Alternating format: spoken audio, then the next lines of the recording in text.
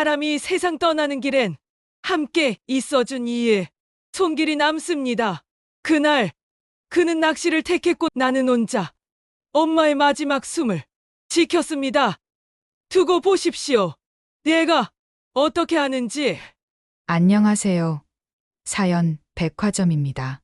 오늘 소개해드릴 사연은 강원도 정선에서 나물 장사를 하며 살아온 한 여인의 긴 시간과 그 안에 숨겨진 참 많은 상처, 그리고 마침내 이뤄낸 조용한 복수와 해방에 관한 이야기입니다.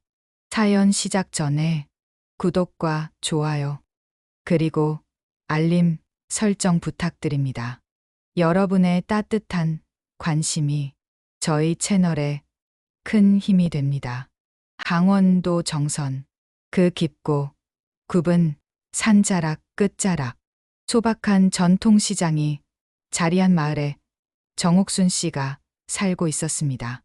해 뜨기 전 늘 그렇듯 머리에 수건을 동여맨 채 손수레에 나무를 실어 시장으로 향하는 옥순 씨의 걸음엔 세월의 흔적이 고스란히 묻어 있었습니다. 시장 입구에 다다르자 익숙한 얼굴들이 반깁니다. 옥순이 아줌마, 오늘은 고사리 좋네. 이거 산에서 캔 거지?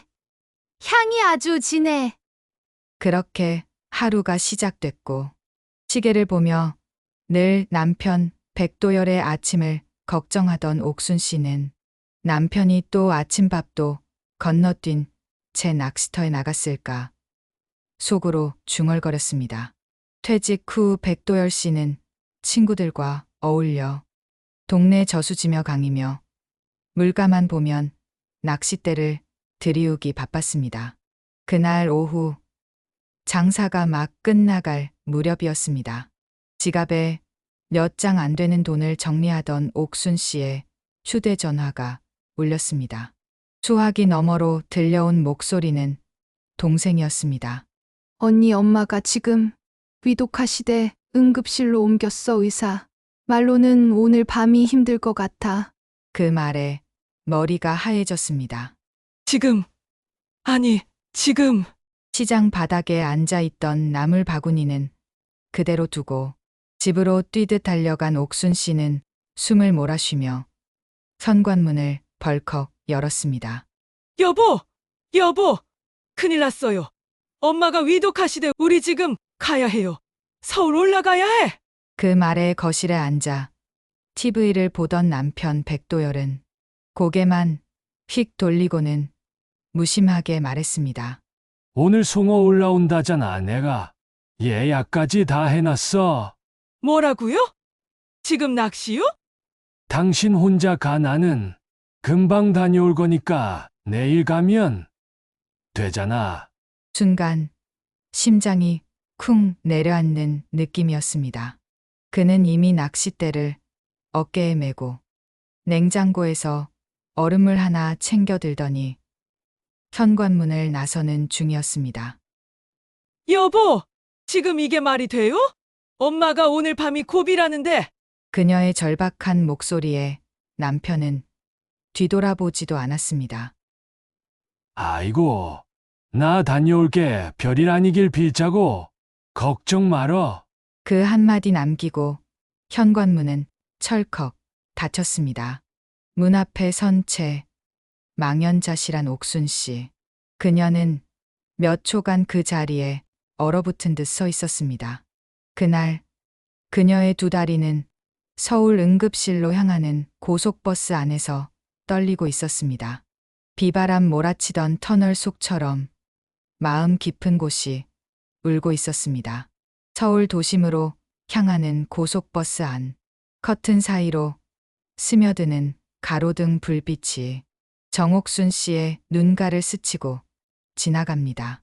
그녀는 손에 꼭 쥔 휴대전화만 바라보며 수십 번, 수백 번 같은 문장을 머릿속에서 되뇌고 있었습니다. 엄마, 나 가고 있어. 조금만 기다려요. 엄마. 하지만 시간은 잔인하리만큼 무심했습니다. 도로는 정체였고 심장은 조급함에 쿵쾅거렸습니다. 옆자리에 앉은 중년 남성이 졸고 있던 그 시간, 옥순 씨는 창밖만 바라보며 눈물을 꾹꾹 삼키고 있었습니다. 그렇게 몇 시간을 달려 밤 10시가 넘어서야 서울 종합병원에 도착했습니다. 병원 로비는 한산했지만 차가운 조명과 소독약 냄새가 옥순 씨의 두 어깨를 무겁게 짓눌렀습니다. 엘리베이터를 기다리는 몇 초조차 숨이 막힐 만큼 길게 느껴졌고 응급실 문 앞에 도착했을 땐 벌써 가슴이 터질 듯 두근거렸습니다. 정정임 환자 보호자분, 의사 가운을 입은 젊은 남성이 말을 건네자 옥순 씨는 숨을 헐떡이며 다가갔습니다. 저예요. 저예요. 큰딸입니다. 엄마는요?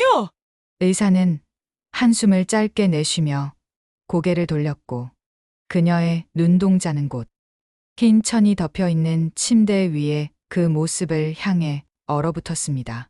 조금 전 심장이 멈췄습니다. 임종 직전 몇 번이나 옥순이 하시더군요. 그 말에 다리가 풀려 옥순 씨는 바닥에 주저앉듯 무너졌습니다. 엄마. 저 왔어요. 나 왔다고요. 엄마. 흰 천을 젖히고 마주한 어머니의 얼굴은 차분히 눈을 감고 계셨지만 그 눈가엔 아직도 옥순 씨를 기다리던 그리움이 아직도 남아있는 듯 보였습니다. 그녀는 벌벌 떨리는 손으로 어머니의 주름진 손을 꼭 잡았습니다. 그러다 손끝에서 느껴지는 차가움에 그녀는 소리 내 울음을 터뜨렸습니다. 응급실 한복판에서 터져나온 울음은 밤의 고요를 뚫고 깊은 병원 복도를 울렸습니다.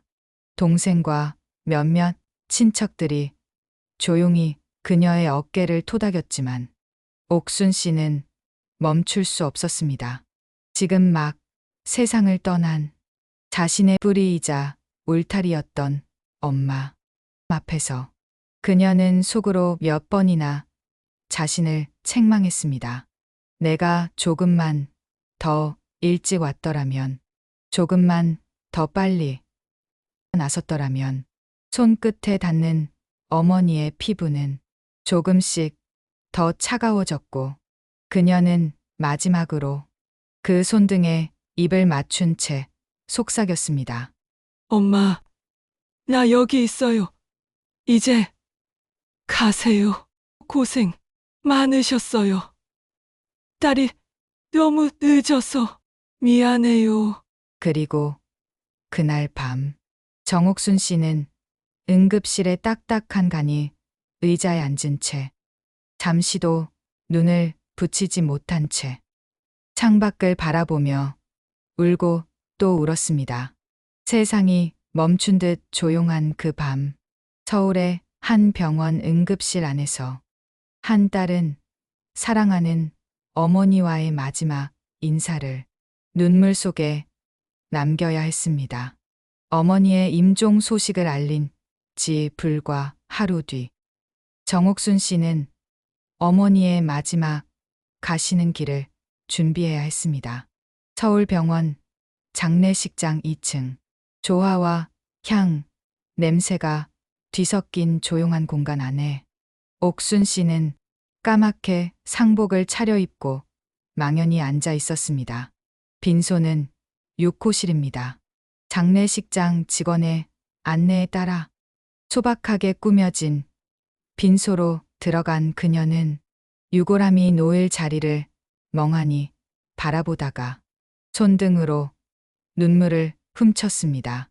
세상 모든 자식들이 겪는 통과 이래 같은 일이지만 그녀에게 이 장례는 그 어떤 고별보다도 외롭고 무거웠습니다.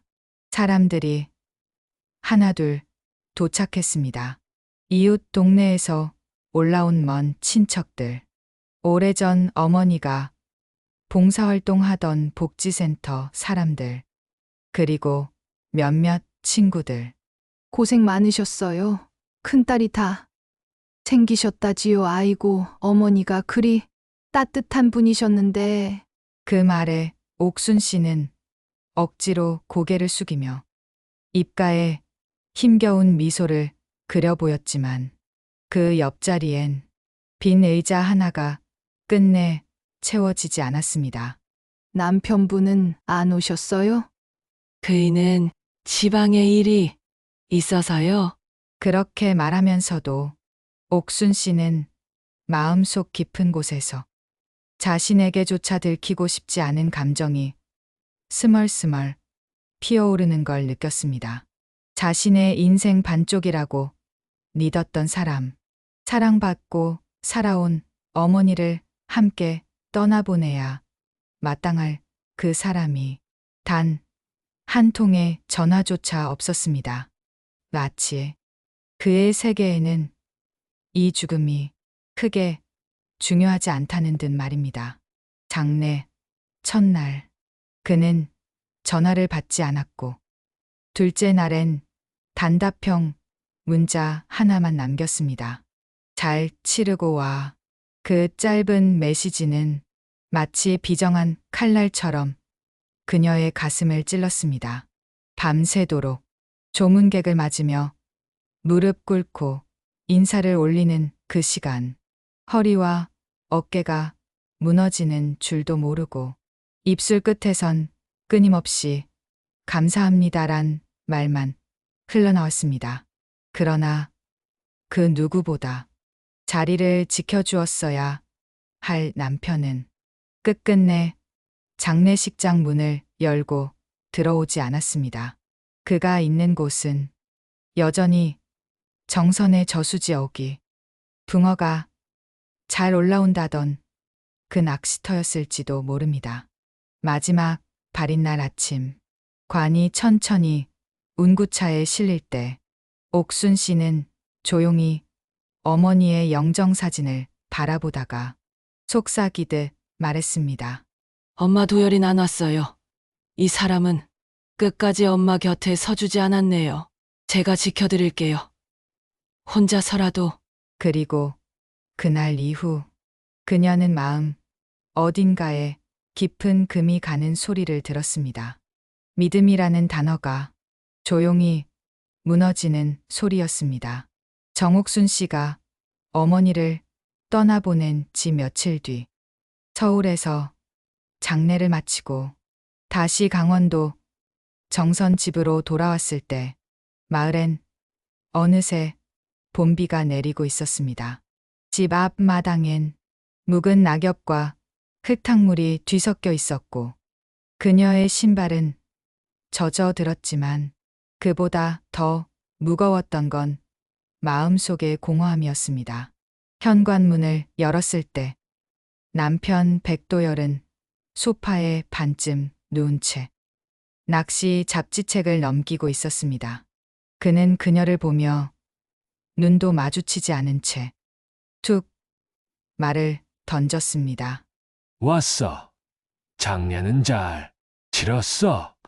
응, 잘 끝났어. 그녀는 겨우 대답했고 젖은 옷을 갈아입으러 방으로 향했습니다. 방 안 장롱을 열던 그녀는 혼잣말처럼 중얼거렸습니다. 그날 당신이 함께 있어줬다면 엄마가 조금이라도 편하게 눈 감으셨을 텐데. 그런데 바로 그때 거실에서 백도열의 목소리가 들려왔습니다. 덧문 사이로 들떠있는 그의 말투가 묻어났습니다. 야, 근데 너 그날 고기가 얼마나 컸는 줄 아냐? 송어가 얼마나 튀던지 내가 낚싯대 놓지 뻔했다니까. 그녀는 순간 들고 있던 수건을 바닥에 떨어뜨렸습니다. 그 말이 끝나는 순간 방 안 공기가 얼어붙는 것 같았습니다. 그녀는 천천히 방에서 나와 말없이 그를 바라보았습니다. 그의 손엔 은빛지와 미끼가 그려진 낚시 잡지가 들려 있었고 말끝마다 들뜨고 흥분된 기색이 가득했지만 그 얼굴엔 단 1도 미안함이라는 감정은 보이지 않았습니다. 당신 지금 그 얘기를 왜 해요? 그녀가 조용히 묻자 백도열은 무심하게 대답했습니다. 아니 그날 당신도 힘들었겠지만 난 그날 낚시터에서 내 인생 고기 만난 날이었거든. 그건 또 그거대로 기억에 남는 날이지. 그 순간 옥순 씨는 무언가 가슴 깊은 곳에서 꽉 하고 내려앉는 걸 느꼈습니다. 마치 댐이 무너지는 것도 차가운 물이 가슴 속으로 밀려드는 것도 아닌 그저 나는 이 사람에게 이런 존재구나 라는 걸 알아버리는 순간이었습니다. 그는 자신의 어머니를 잃은 아내의 마음보다 자신이 낚아올린 고기의 무게를 더 소중히 여겼고 아내의 눈에 든 눈물보다 물결 위에 뜬 찌의 움직임에 더 설렜던 사람이었습니다.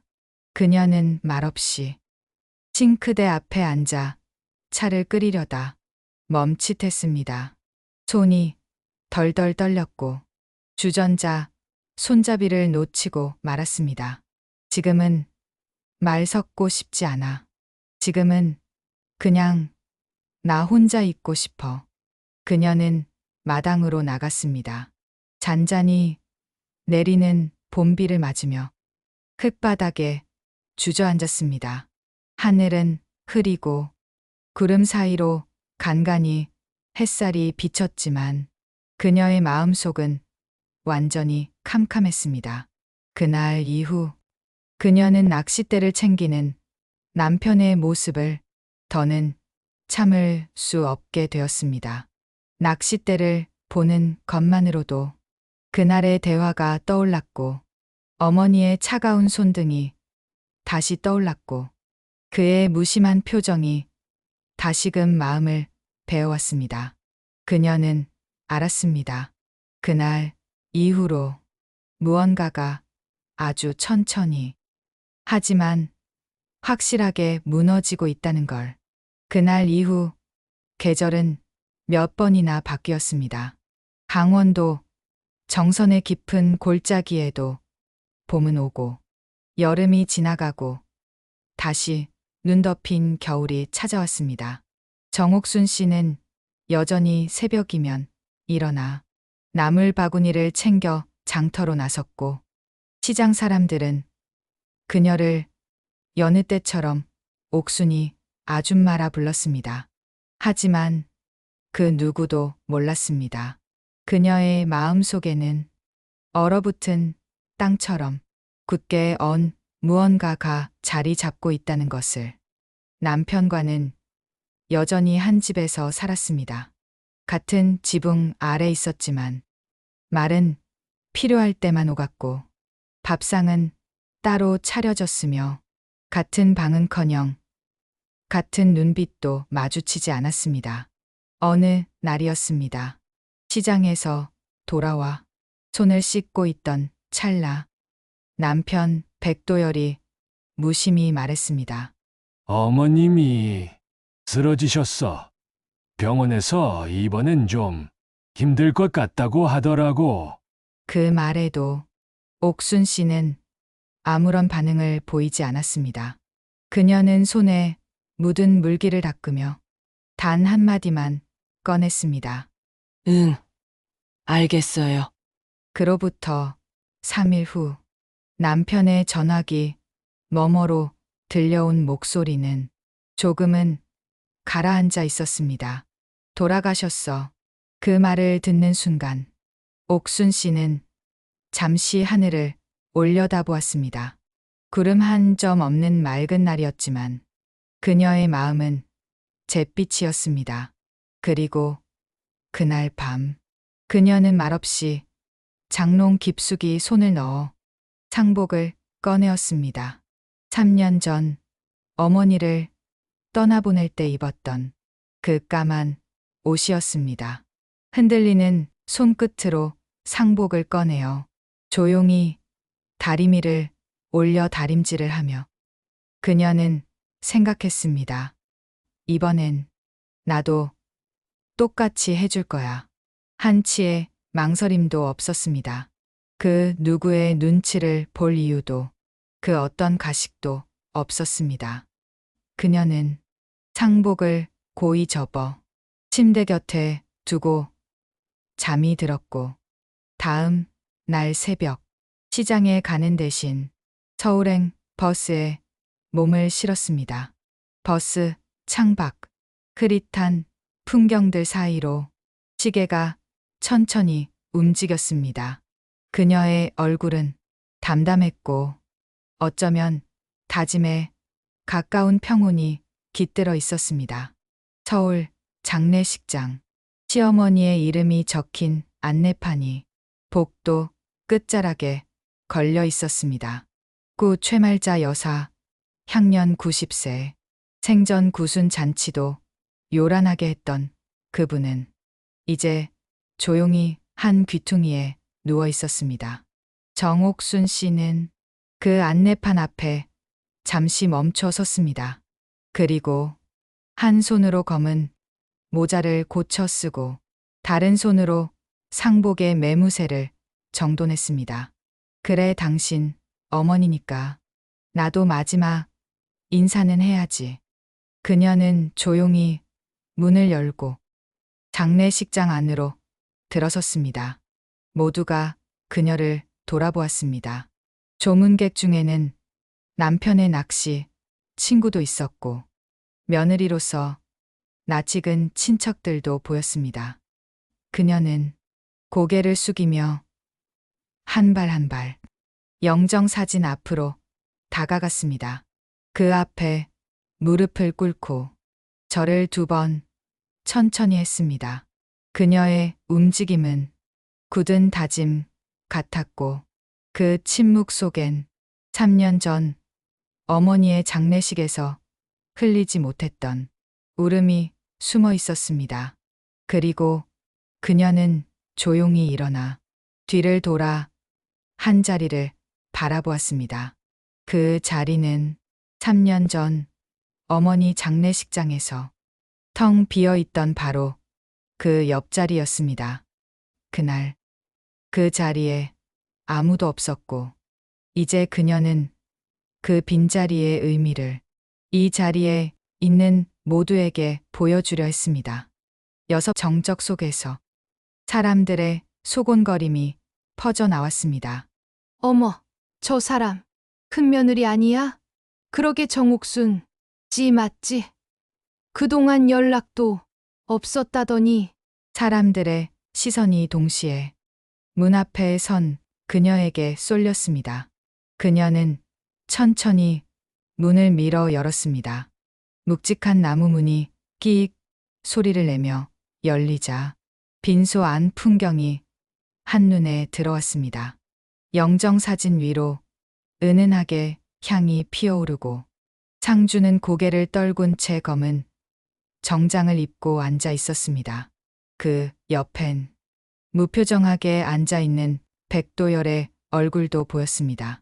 그는 정장을 입었지만 셔츠 단추는 한 칸 풀려 있었고 표정은 여전히 무심했습니다. 정옥순 씨는 그 어떤 감정도 표정에 드러내지 않은 채 조용히 앞으로 걸어 나갔습니다. 조문객들 사이를 가로질러 영정 앞에 이르자 주변은 순간 숨을 죽인 듯 고요해졌습니다. 그녀는 양 무릎을 꿇고 두 손을 모았습니다. 어머니, 많이 서운했어요.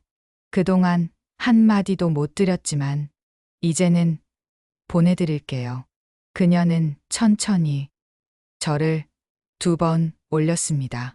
첫 절은 며느리로서의 예를 담은 절이었고 2번째 절은 마지막 작별의 인사를 담은 절이었습니다. 절을 마친 그녀가 몸을 일으키자 빈소 안 곳곳에서 조용한 감탄이 흘러나왔습니다. 그녀는 곧바로 상주 앞에 섰습니다. 상주, 그러니까 남편의 동생은 잠시 멈칫하다가 고개를 꾸벅 숙였습니다. 그녀는 그저 짧게 고개를 숙여 인사한 뒤 말없이 옆자리에 조용히 앉았습니다. 그 자리는 남편 백도열로부터 2자리 정도 떨어진 곳이었습니다. 누구보다 가깝지만 누구보다 멀게 느껴지는 거리. 사람들은 속으로 물었습니다. 왜 이제야 나타났을까? 그날 어머니 장례도 없던 척하더니. 하지만 정옥순 씨는 그 어떤 시선에도 눈길을 주지 않았습니다. 고개를 숙인 채 그녀는 아주 조용히 자신만의 방식으로 이 작별의 시간을 받아들이고 있었습니다. 내내 들썩이던 빈소의 웅성거림은 어느 순간 사그라졌고 공기는 묘하게 긴장감으로 뒤덮였습니다. 정옥순 씨의 존재가 그 공간의 분위기를 바꾸고 있었던 겁니다. 그리고 그녀의 고개가 한 번도 들려지지 않은 채 절반쯤 시간은 흘러갔습니다. 사람들은 그녀를 지켜봤고 그녀는 조용히 묵직하게 그 자리를 지켰습니다. 조용히 고개를 숙인 채 빈소 한켠에 앉아 있었던 정옥순 씨. 무릎이 뻐근해지고 허리에도 묵직한 통증이 올라왔지만 그녀는 묵묵히 그 자리를 지켰습니다. 하지만 그녀의 마음속엔 이미 오래전부터 준비해온 한 문장이 뚜렷하게 새겨져 있었습니다.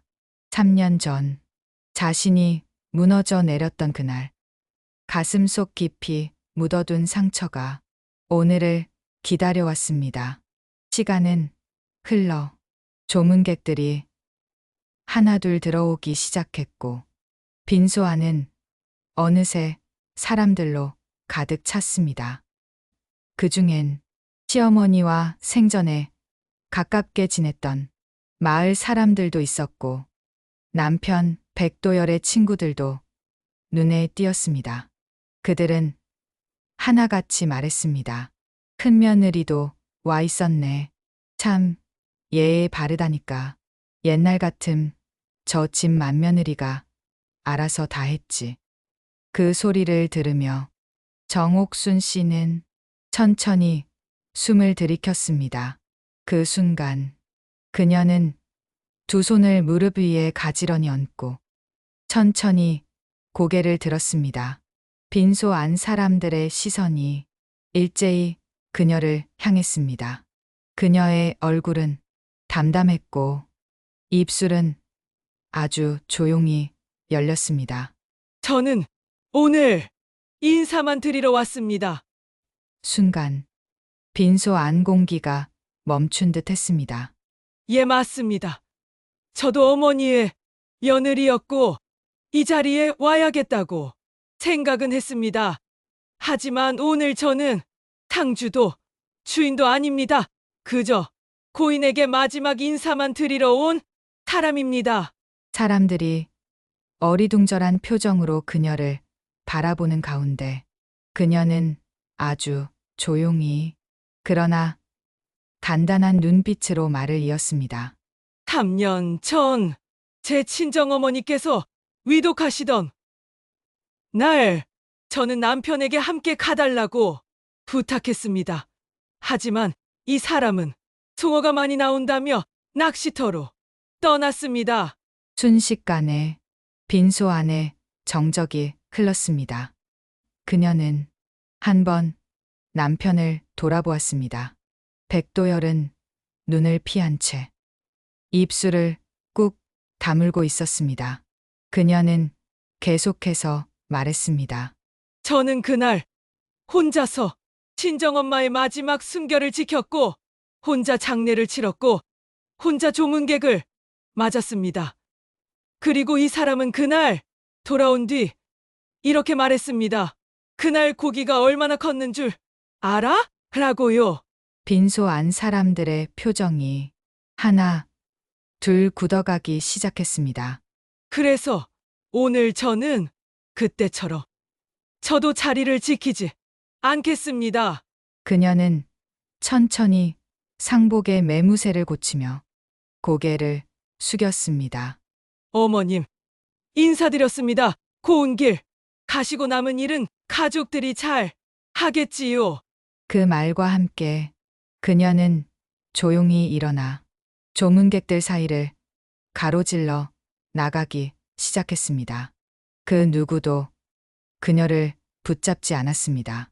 그 누구도 그녀의 뒷모습에 함부로 말을 얹지 못했습니다. 그녀의 검은 구두가 복도 끝으로 사라질 때까지 빈소 안은 쥐죽은 듯 고요했습니다. 백도열, 그는 눈을 들지 못했습니다. 정옥순 씨는 문 앞까지 걸어간 뒤 한 번도 뒤를 돌아보지 않았습니다. 그날, 3년 전에 그날처럼 그녀는 조용히 자리를 비웠고 이번엔 선택해서 떠나는 쪽을 택했습니다. 그때는 남편이 자리를 비웠던 날, 나는 아무 말도 못하고 남겨졌지. 하지만 오늘은 내가 선택해서 이 자리를 나간다. 그녀의 구두 굽이 대리석 바닥을 톡톡 울릴 때마다 누군가는 고개를 떨구었고 누군가는 아예 눈을 감았습니다. 하지만 끝내 따라 나서지도 붙잡지도 않았습니다. 그가 무언가를 느꼈는지는 알 수 없었습니다. 하지만 그녀는 알았습니다. 이제는 내가 누군가에게 붙들려야 할 이유가 없다. 는 걸. 밖으로 나서니 구름 낀 하늘 아래 잔잔한 바람이 불고 있었습니다. 서울 장례식장 특유의 음습한 공기에서 밖의 공기는 차갑지만 맑고 무언가 새롭게 시작될 것 같은 기운이 느껴졌습니다. 정옥순 씨는 핸드백에서 작은 파우치를 꺼내 상복의 고름을 풀었습니다.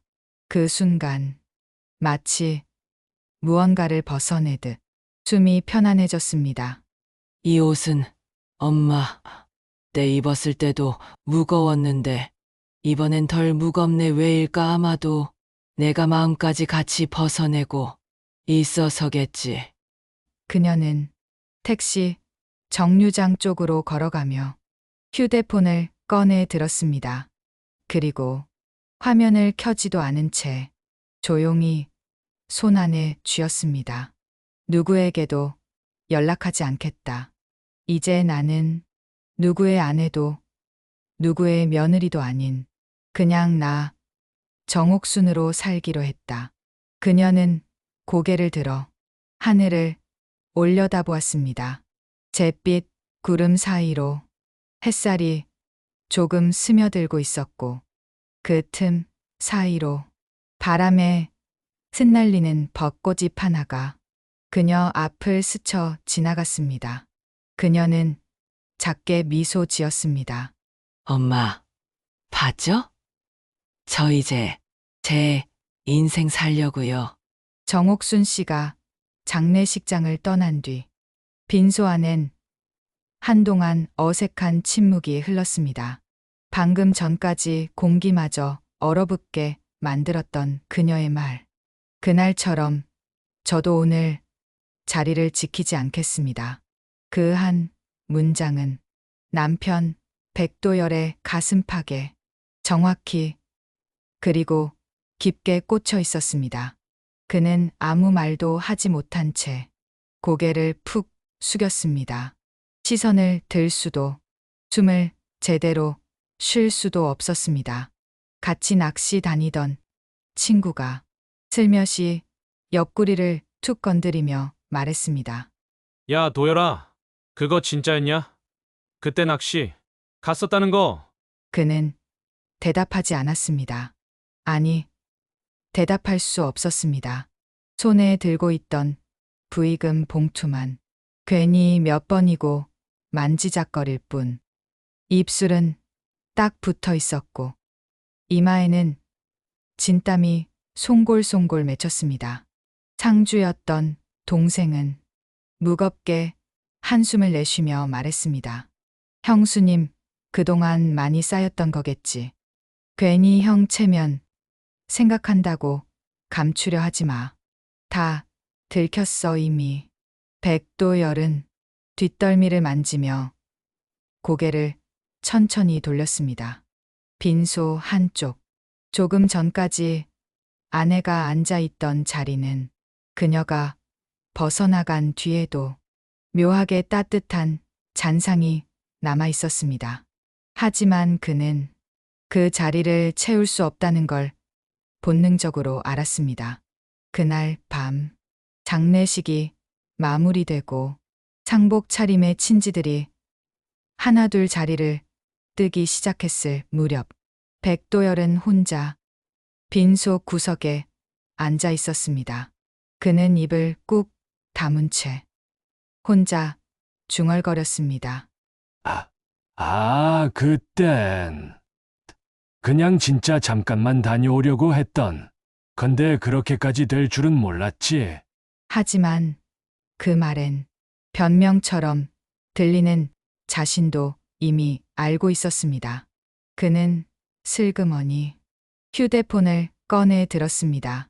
옥순이라는 이름 아래 등록된 번호를 몇 초간 바라보다가 결국 전화를 누르지 못했습니다. 그는 다시 주머니 속에 핸드폰을 밀어넣고 천천히 몸을 일으켰습니다. 그날 이후 장례식은 무탈하게 끝났고 집으로 돌아온 백도열은 현관 앞에 멈춰 섰습니다. 하지만 익숙한 현관문 앞에서 문득 이상한 정적을 느꼈습니다. 평소라면 집 안에서 밤 냄새가 스멀스멀 풍겨왔을 시간, 늘 부엌에서 뚝딱거리던 그 소리도 오늘은 없었습니다.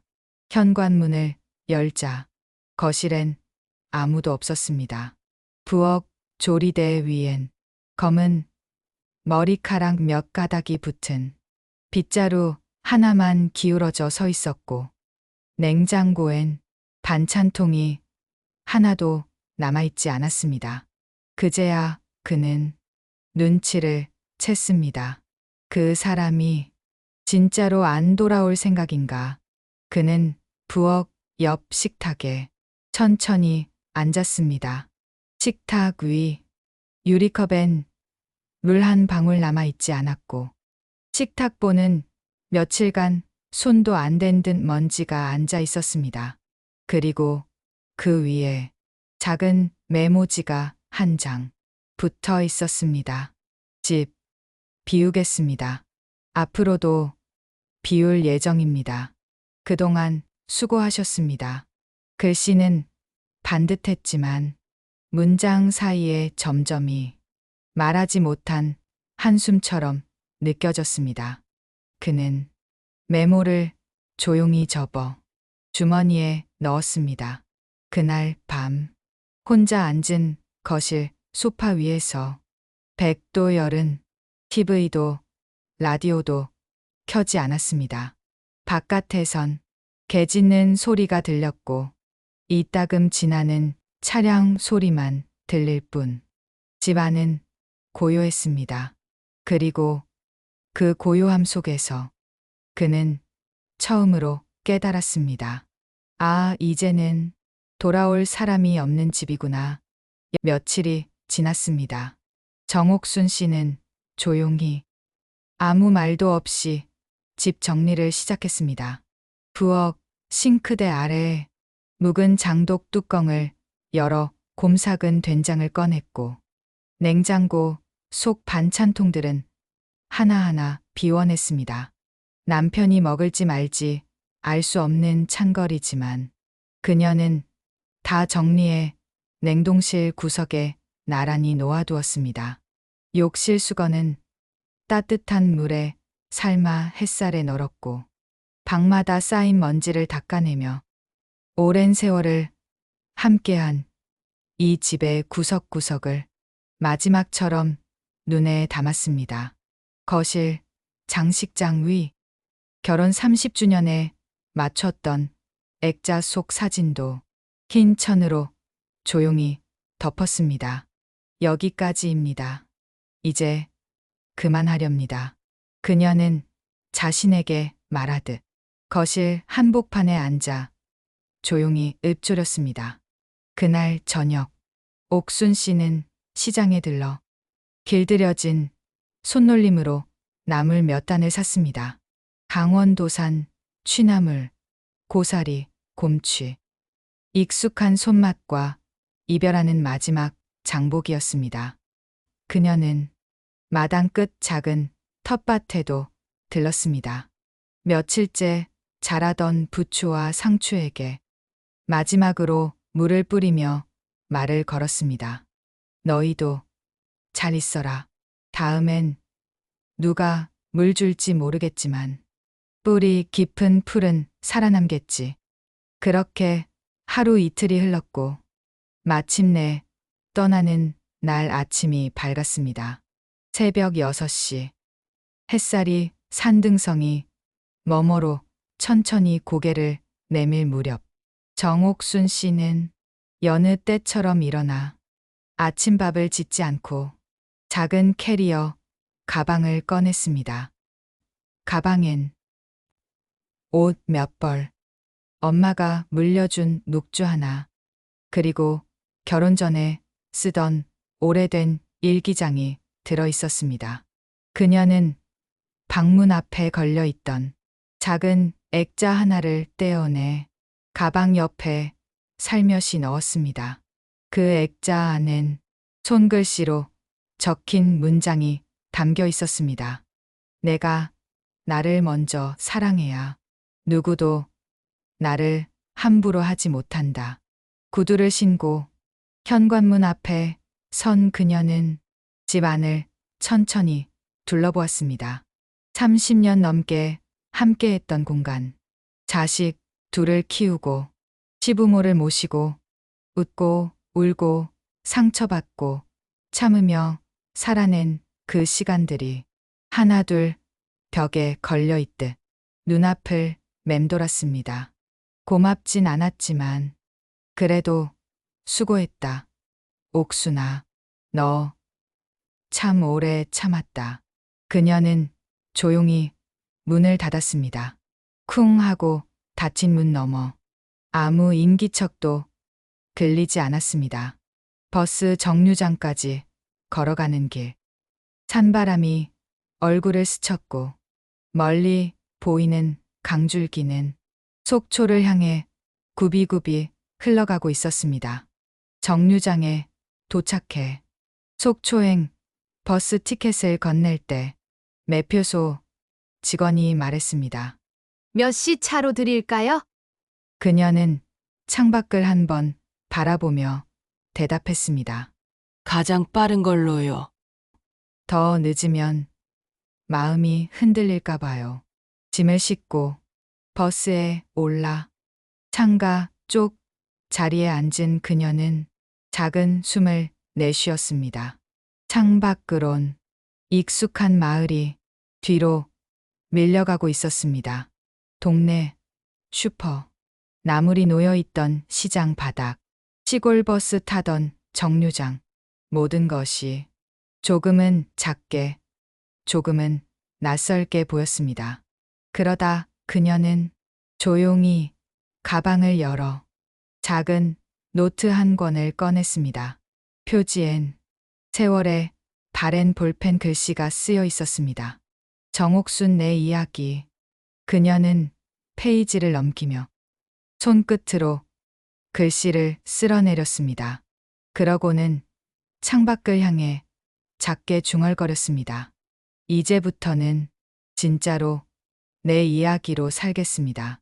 그리고 버스가 고갯길을 넘어 속초 바다 쪽으로 방향을 틀자 그녀의 눈빛은 그 누구보다 단단하게 빛나고 있었습니다. 저는 누군가의 마지막 순간에 곁에 있어준다는 건 사랑보다도 깊은 책임이라고 생각합니다. 낚시보다 중요한 게 가족이라는 걸 조금만 더 일찍 깨달았더라면 누군가는 외롭지 않았을지도 모르겠지요. 여러분은 제 생각에 동의하시나요? 여러분의 소중한 의견을 댓글로 남겨주세요. 같이 나누고 같이 느끼는 공간이 되었으면 좋겠습니다. 오늘의 사연은 여기까지입니다. 구독과 좋아요, 그리고 알림 설정까지 해주시면 앞으로 더 따뜻하고 진심 어린 이야기들을 전하는데 큰 힘이 됩니다. 함께 해주셔서 감사합니다.